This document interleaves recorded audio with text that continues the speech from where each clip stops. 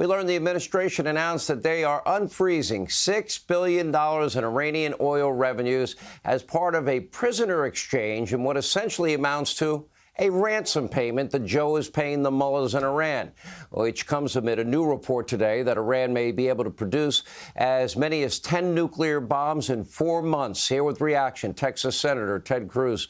I didn't think America paid ransom payments to mullahs in Iran so they can spend more money on their nuclear program. Senator, I must be very naive.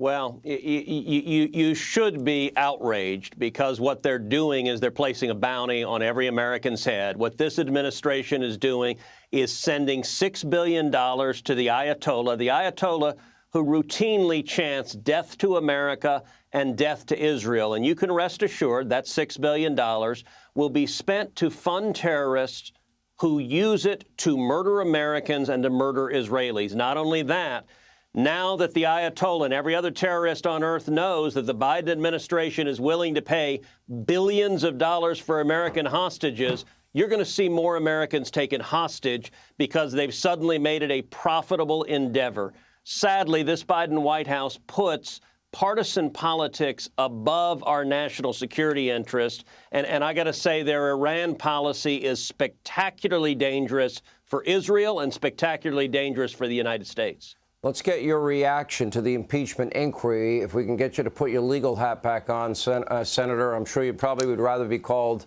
an attorney anyway. But seriously, the walls to me seem to be closing in. Joe lies spectacularly. Joe was involved up to his eyeballs. The family was enriched. Hunter had no experience. Hunter was an addict at the time. Tens of millions of dollars involved, grandchildren paid, shell corporations set up. What do you see?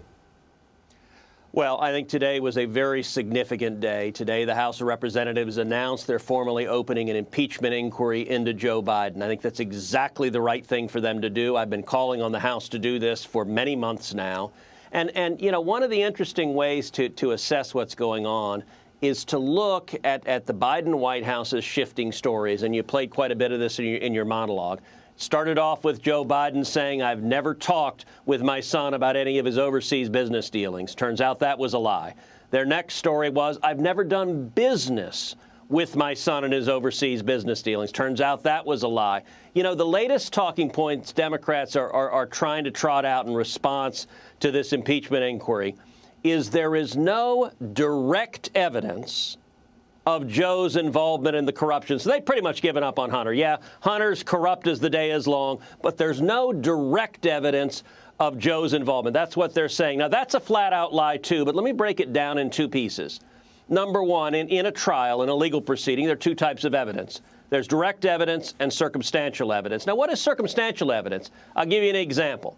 If you go to sleep tonight and you look outside the window when you go to sleep and the street is clean, and you wake up in the morning and you look out the window and there is snow covering the ground, that is circumstantial evidence that during the night it snowed. But you know what? It's pretty damn good evidence. Circumstantial evidence. People are convicted and sent to jail every day of the week based on circumstantial evidence. Circumstantial evidence is you draw inferences from the circumstances. That's compared to direct evidence. Direct evidence is testimony from someone who said, I saw it snowing last night. That's direct evidence.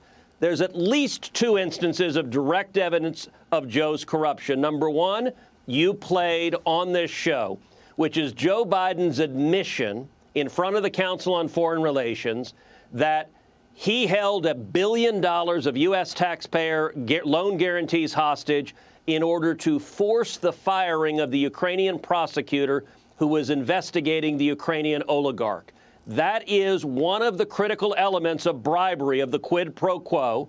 Quid pro quo, as you know, is Latin for this, for that.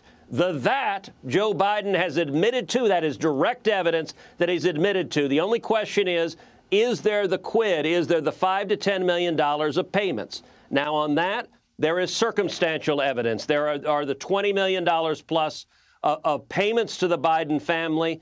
And there is also the consistent pattern of obstruction and covering it up, which in any court of law you would draw a negative inference from.